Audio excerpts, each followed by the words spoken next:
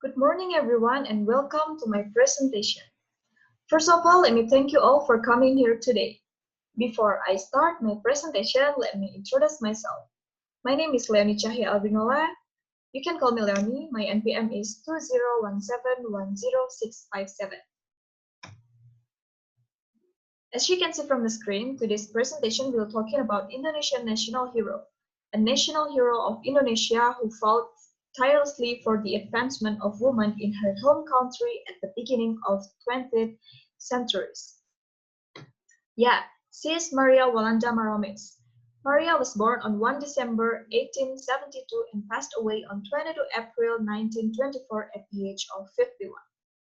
She was born in a small village in Kema, North Minahasa, North Sulawesi. She came from a Christian family, her father Maramis and her mother Sarah Rotensul. She was the youngest of 3 children. She had a sister and a brother. Her real name actually is Maria Josephine Catherine Maramis. But after married, people called her as Maria Walanda Maramis because of her husband's name is Walanda. In this slide, we will talking about Maria's life story in a short way. She was orphaned at an early age of 6. She was raised and adopted by her uncle along with her siblings. Maria and her siblings moved to Maumbi because her uncle was the head of district in Maumbi. She was a good girl and she is obedient, also she is so smart. She lived her simple and modest life. Maria and her sister learned in a basic school and start from that time she was wondering why her education level couldn't be the same as her brother. At the age of 18, Maria was married with Joseph Frederick Kalusum on 22 December 1891. Joseph was a Dutch language teacher and he also taught Maria to speak in Dutch. Next, I would like to tell you about Maria's life after marriage. After marriage, she lived with her husband in a small house in North Maumbi nearby Manado. They had 3 children, and in Maumbi she met a humble pastor called Mother Tenhoven. Mother Tenhoven taught Maria about health knowledge, how to take care of family, being a disciplined woman. Also, she taught her woman skills, which is knitting and etc. And Maria also taught Mother Tenhoven about Minahasan woman tradition.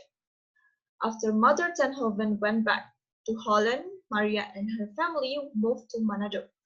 Her husband taught Dutch language in Holland in this school. In Manado, Maria started realizing her goals. She taught her neighbors, especially women neighbors, about everything that she learned from Mother Hoven. She did it from house to house around her village. Because of her leadership, she founded the organization PIKAT, an Indonesian acronym for Percintaan Ibu kepada Anak Temurunnya, which translated as the love of a mother towards her children. In this part, we will talking about Minahasan women's tradition. So, in Minahasa, there was a limitation for women's education, which meant that Minahasan women couldn't get the same level education as a man. Minahasan women could only learn about basic education like writing, reading. Even more, not all the Minahasan women could get the education. Also, in Minahasan tradition, the fate of Minahasan woman was only cooking for her family, stay at home, and serve their husband and children. In 1919, there was a new House of Representatives. It was Minahasan Raat. There wasn't rights for Minahasan women to vote on the House of Representative election. Next, we will talking about PIKAT in a specifically way. After Maria moved to Manado and taught her neighbors some knowledge, in other words, it's like she was against the tradition of Minahasan. She began writing at column in a local newspaper, Cahya. Her writing emphasized the importance of mothers as caretakers of their family's well-being, health care, and education. Based on this principle, she founded the organization on 8 July 1917 in Manado. Next, what the purpose of Picat and why Maria founded Picat as a woman tradition. Woman organization. So, the purpose of this organization was to teach women with basic school level education family matters, such as cooking, sewing, infant care, and handcrafting. What did they learn in PICAT?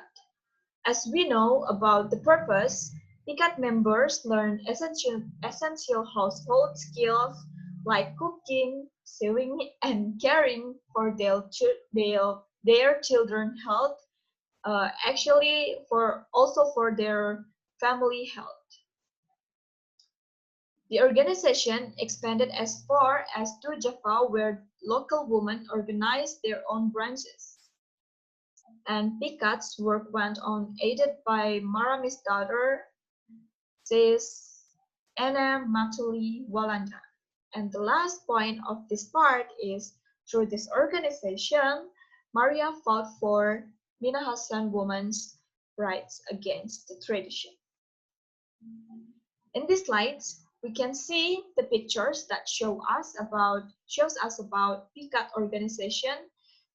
You can see over there that there are so many women that joined in this organization, and also there's a picture that shows us about the activities in PICAT and also the school of PICAT. In this part, we will talking about Maria's struggle to fight for Minahasan women's right to vote. In 1919, Minahasan Raat, it's like a kind of regional house of representative was formed. Initially, only men had the right to vote for the representative of the people. Start from the time Maria fought for women to also have the right to vote in relation to the selection of prospective councillors. Maria's effort finally paid off in 1922. Since then, women have the right to vote in the election for members of Minahasan Raat. In fact, not only the Minahasan Raat level, but thanks to Maria's struggle, women can also be elected to become members of other House of Representatives, such local Raat and Gemense Raat. And finally, the last part that we will talking about is tribute for Maria. In 1969, in appreciation of her accomplishment on behalf of Indonesian women, the government declared Maria a national hero. Her work towards the emancipation of women is celebrated on her birthday, which is 1 December, and a statue stands in her honor in the village of Komolua. That is all my presentation today about Maria Walanda Maramis. Thank you for your attention and goodbye.